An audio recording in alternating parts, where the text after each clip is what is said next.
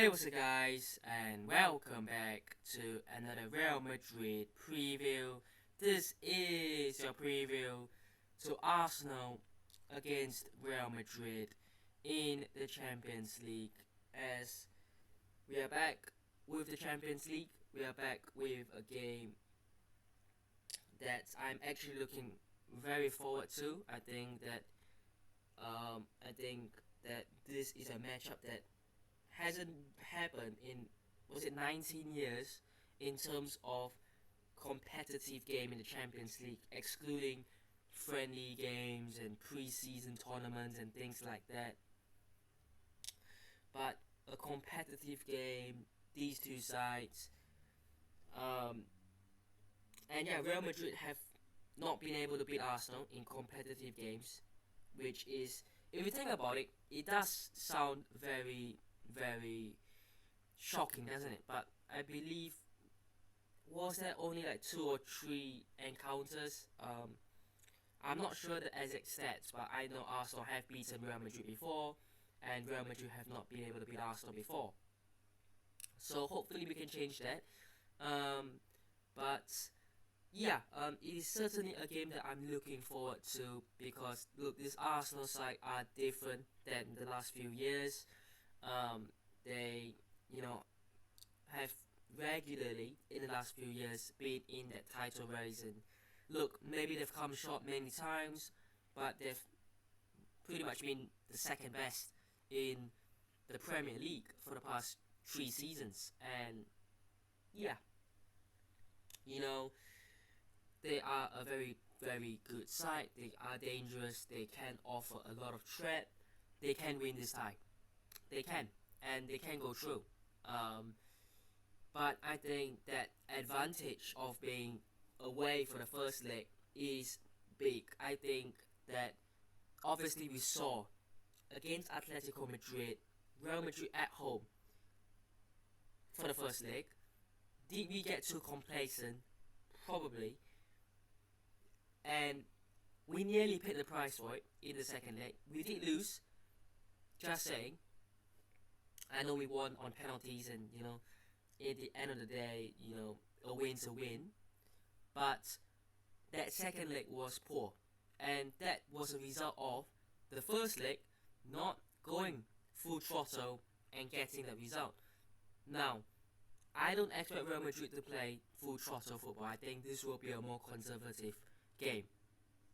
And I don't mean conservative in terms of sitting back, 10 men behind the ball, playing the deepest of blocks. I think Real Madrid don't play that. I think we will be playing your usual counter-attacking football, especially when Arsenal might just have more of the ball, and I think they are more of a possession team. But when Real Madrid win the ball back, it will be about getting on the counter-attack, the fast breaks. And I think that it will be a more conservative first leg. And the second leg, next week, it really depends on what you bring back. I think that if you bring back a draw, I think that, it will be very tough for Arsenal. But I would still push for the win. And that's what I said when we played Manchester City earlier in the season, about a month ago. We went to the Etihad, we got that win. It wasn't pretty, we weren't dominant, but we got that 3-2 win. We brought back home. Man City had to come on the front foot. They had to attack from minute one, which meant they left a lot more space in behind, and we were able to exploit that and, obviously winning that game in style.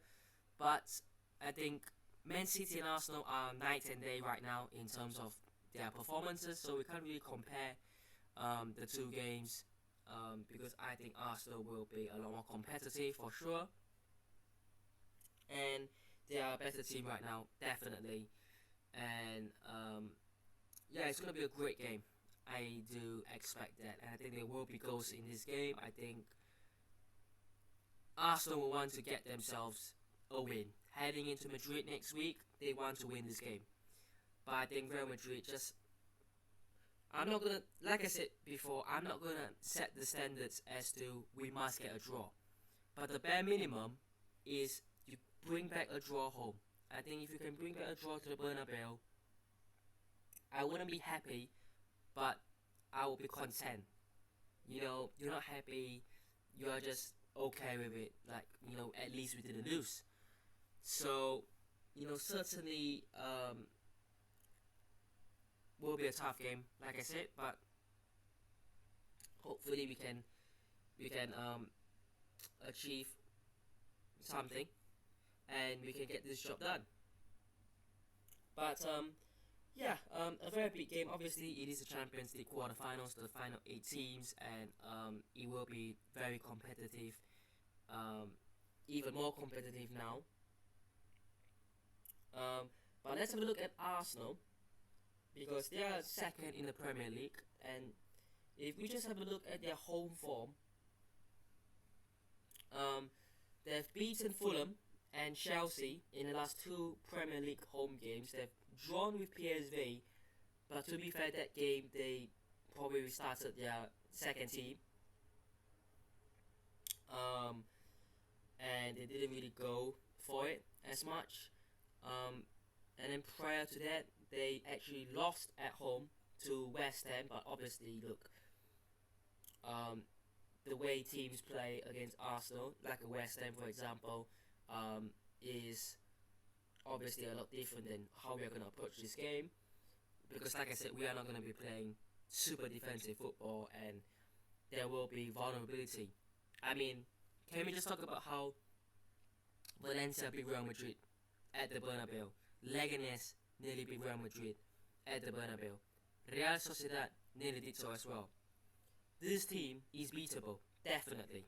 And I hate to say it as a Real Madrid fan, but we are vulnerable. Anyone can beat Real Madrid right now. But I feel that the momentum in the Champions League might just push this team a little more forward. Who knows?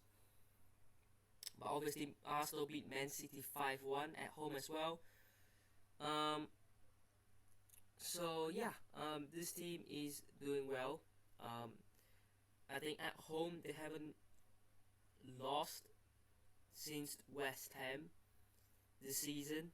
I mean, they did lose in the Carabao Cup at home to Newcastle United, but in terms of Premier League, I don't think they've lost in the Premier League at home this season, except for one game, which was against West Ham. So, obviously, with that being said, their home form is obviously very good. And yeah, I mean, they've got some incredible players. I mean, Saka, Odegaard, I think obviously Saliba is probably the best young centre back in the world. Declan Rice, of course, as well. And they've got some very, very good players around them as well. I think Mikel Merino is a great player. I think obviously David Raya. And yeah, a few other pieces in there that makes the squad, but I think they have a vulnerability too. Obviously, Havertz and Jesus are injured for them in the attack. Raheem Sterling is suspended for this game, so their attack will pretty much only be Saka, Martinelli, Trossard really. I mean, Nwaneri is a young option that can be played there, but yeah, I mean, it's a big game for them, and they might play Marino at striker, who knows. But obviously, Odegaard in the midfield as well. Declan Rice in there, very good player. They've got Lewis Skelly at left back, but obviously no Gabriel. So that's a big bonus for Real Madrid. I think he's very, very good, and I think if they had Gabriel and Saliba together, it would have been 10 times harder. But I think that's a big bonus. And David Raya is a very good keeper. I think he's overhated, but I think he's a very, very good keeper. And I think they have got a very good team, and a team that is capable of winning, definitely. Considering how Real Madrid are playing. Obviously, it doesn't help that Dani Ceballos and Ferland Mendy are not back for this game, which I anticipated them to be back. and I hoped for them to be back by this game, but great. Obviously, the usual suspects, Militao, Carvajal, still out for the long term, and Chouameni is suspended, and obviously Lunin is out for this game.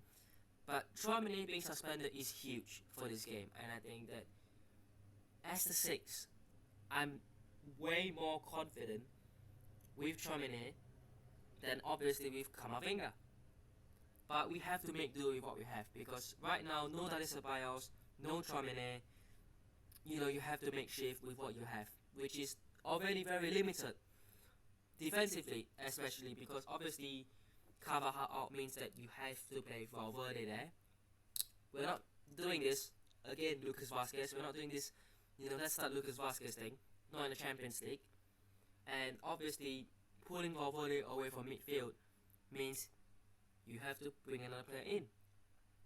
And we've got two good midfielders in Chouameni and Ceballos out as well. So that's great. But what does that mean? It's pretty much. It's not really a surprise, the starting 11. It's pretty much the only team we can put out there to win. Courtois is back in the squad. He's starting. Lunin is injured, so that paints the picture. Fran Garcia has to start at left back because there isn't anyone else. Mendy is injured. I'm not playing Camavinga there, and Camavinga has to play midfield anyways. So Fran Garcia starts at left back with Rudiger, Asensio, Valverde. I've seen reports about David Alaba starting at left back. No. Not against Saka. I think Fran Garcia has his weakness, but in terms of the pace he has, at least he can deal with Saka. At least. But obviously our left side will be very exploited. I think with no Mendy, we will be exploited at left back. And yeah, Alaba shouldn't play left back, shouldn't play centre back. Let's go with Rudiger, let's go with Asensio. And let's go Fede Valverde. Please. Fede Valverde will be the man who decides if Arsenal win this game. So I think if Carlo Ancelotti wakes up and decides he's going to do something crazy and starts Lucas Vazquez, yeah, forget about it.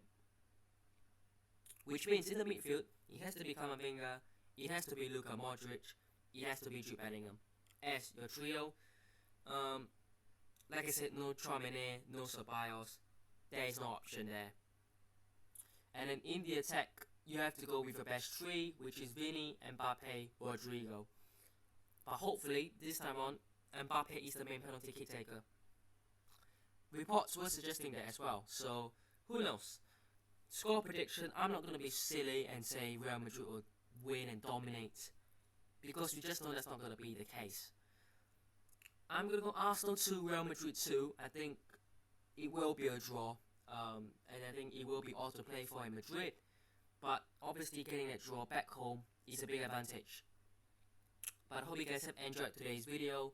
Hit the notification, subscribe to the channel on already, and I'll see you guys in the next one. Peace.